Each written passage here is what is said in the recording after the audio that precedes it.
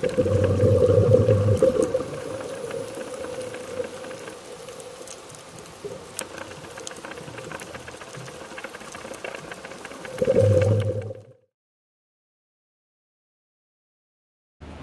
lur, kembali lagi bersama kami di channel Balakala. Pada kesempatan kali ini kami akan jalan-jalan ke Tulamben. Tulamben itu di mana ya? Cari tahu dulu yuk. Tulamben adalah salah satu desa di Kabupaten Karangasem, Provinsi Bali. Desa ini terkenal karena keindahan wisata bawah airnya. Kami berangkat dari Yogyakarta menuju Denpasar menggunakan bus. Tarifnya 320.000 per orang. Ada 4 orang yang berangkat, yaitu aku, Bang Deka, Mas Buat, dan Bang Sultan. Nah, kali ini kami disponsori Bang Sultan nih. Ceritanya kami bantuin penelitiannya dia di Bali. Dari Yogyakarta kami berangkat mulai jam 1 siang. Kemudian, kami menempuh jalur darat selama 9-10 jam menuju pelabuhan Ketapang. Karena nggak banyak yang bisa diperbuat, kami pun tidur terus. Sampai di pelabuhan, kami pun menyeberang.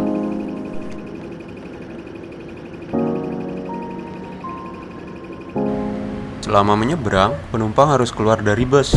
Katanya nanti busnya goyang. Parah juga nih bos, goyang gak ngajak-ngajak. Penyeberangan memakan waktu sekitar 1 jam.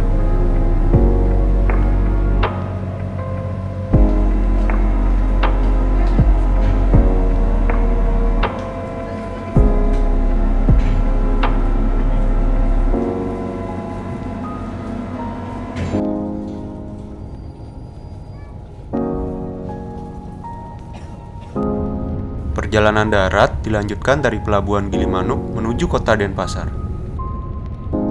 Durasinya sekitar 3 jam.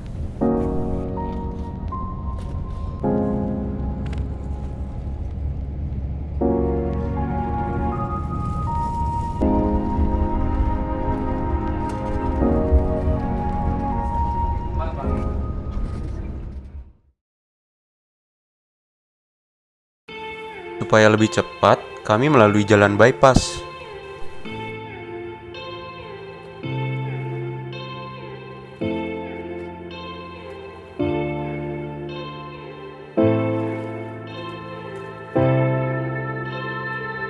Durasi perjalanan bisa 2-3 jam.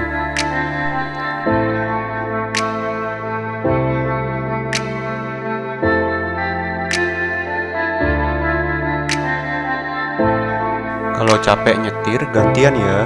Istirahat, jangan dipaksain. Dikit lagi nyampe nih. Oke, kita sudah sampai di pantai Tulamben.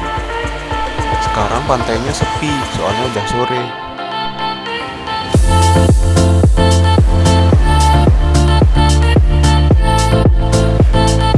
Emang dasar pada jarang main ke pantai. Sekalinya main kegirangan. Lihat Mas Buat nih, senangnya bukan main.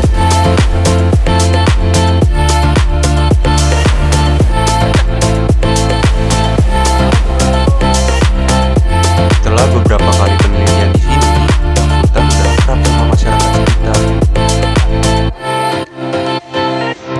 Malamnya, kami menyusun rencana penyelaman besok bersama Pak Swastike.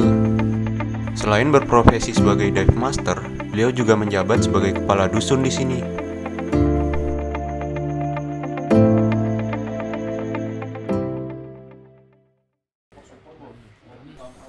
Hari yang ditunggu telah tiba. Sebentar lagi kami akan menyelam.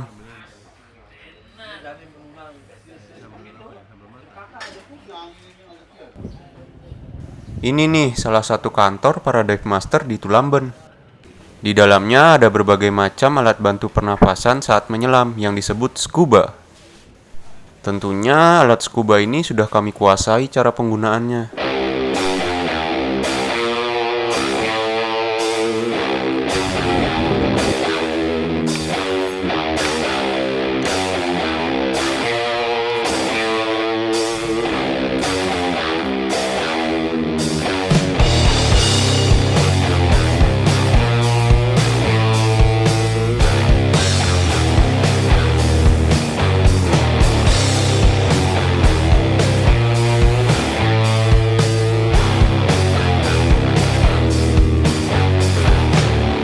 Ternyata dari pagi sampai siang di sini benar-benar ramai.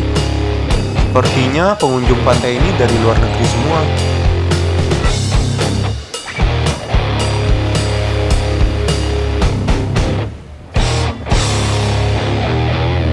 Setelah kami lihat muka-muka pengunjungnya dengan seksama, memang cuma kami berempat yang turis lokal.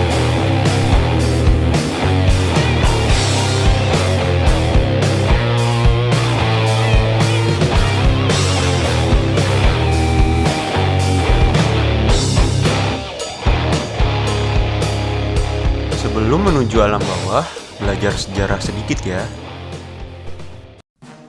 Ini adalah kapal USS Liberty pada waktu awal dibuat.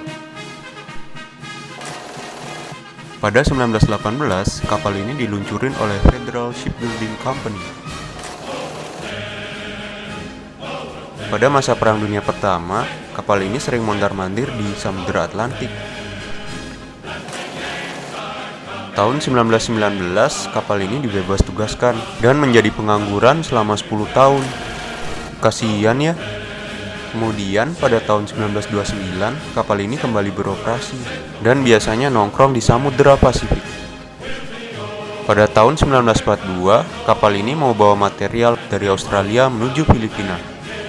Ternyata dicegat sama kapal selam Jepang, kena torpedo lah dia. Kapal ini pun terseok-seok melewati Selat Lombok dan meregang nyawa di Tulamben. Awalnya kapal ini dikaramkan di bibir pantai untuk mempermudah penyelamatan kargonya.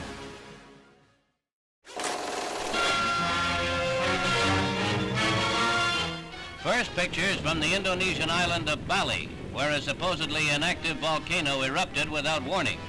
Nor is sacred Mount Agung through yet. Once started, eruptions may continue.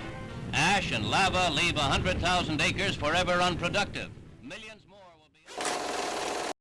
Letusan Gunung Agung tahun 1963 berdampak pada seluruh masyarakat Bali.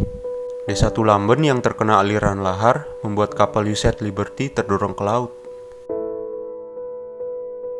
Kurang lebih seperti inilah kondisi kapal ini sekarang.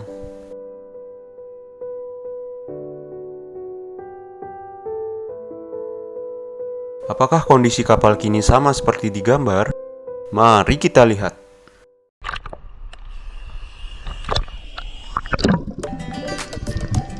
Jarak antara kapal dengan bibir pantai sekitar 40 meter.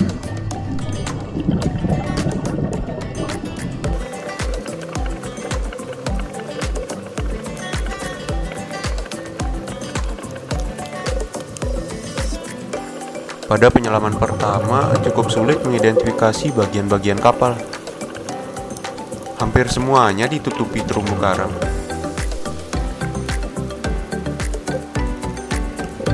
Kali ini kami ngikut pergerakan dan arahan Pak Swastika aja.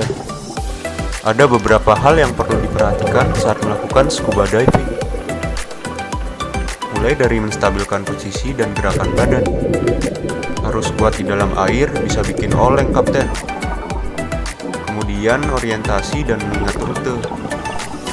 Kesasar di darat gampang bisa nanya orang. Kesasar di air cuma bisa blubuk-blubuk. Selanjutnya harus gesit bermanuver. Apalagi di ruang yang sempit, kurangi memegang benda sekitar supaya tidak rusak. Lalu sebisa mungkin tidak menyentuh dasar laut berpasir. Takutnya ikan-ikan pada keselak terus batuk-batuk. Perhatikan juga masker atau kacamata selam yang dipakai. Kalau sudah berembun seperti ini, segera masker keliling ya, supaya penglihatan kalian jelas.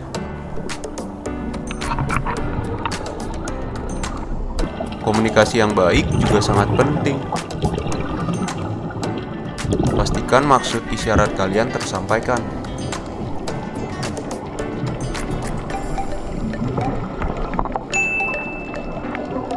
Sekali cek tekanan udara di tabung juga. Jaga-jaga kalau tabung udara bocor, napas kalian dihemat ya. Terkadang tanpa disadari, tekanan udara di tabung udah habis. Segera cari teman buat jadi separuh napasmu ya. Itulah beberapa hal dasar yang perlu diperhatikan saat scuba diving.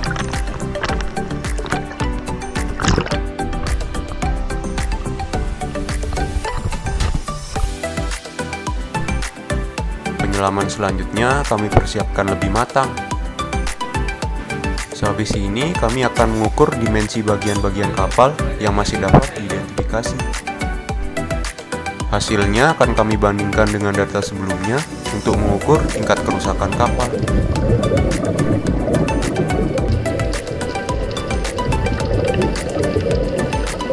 Mengukur dimensi objek di bawah air merupakan sebagian kecil dari kegiatan scientific diving.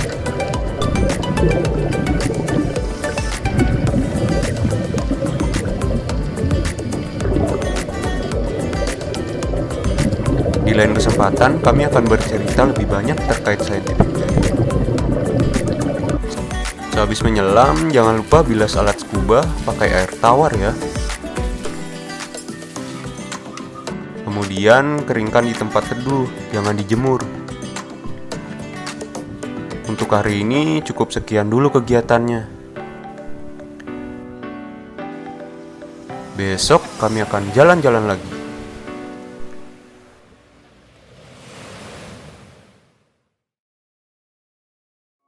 Ternyata dekat Tulamben ada shipwreck lainnya.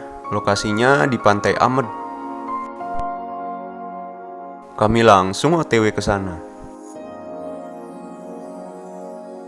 Katanya kapal ini milik Jepang saat Perang Dunia Kedua.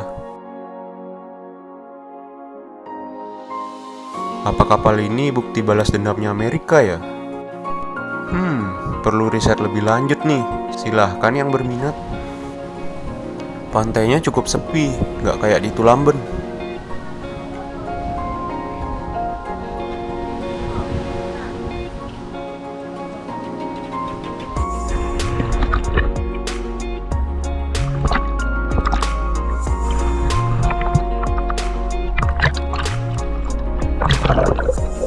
Sepertinya kami kurang beruntung. Ternyata air lautnya butek sekali. Bukan karena ada yang ngubek-ngubek pasir di bawah sih, tapi karena posisi kapal di perairan dangkal. Jadinya ombak gampang bikin pasir naik. Setelah seharian mencoba, cuma ini footage yang layak tayang. Mohon maaf. Oke lur, itulah cerita perjalanan kami saat di Bali. Ada yang bilang Bali lebih terkenal daripada Indonesianya sendiri. Kira-kira apa alasannya ya? Kalau karena keindahan alam, banyak tempat di Indonesia yang lebih indah dari Bali. Kalau karena budaya yang menarik, di setiap sudut Indonesia budayanya juga menarik. Mungkin mulut saja tidak cukup untuk bercerita. Langsung rasain sendiri aja deh dengan seluruh indera yang kalian punya. Sampai jumpa di video selanjutnya.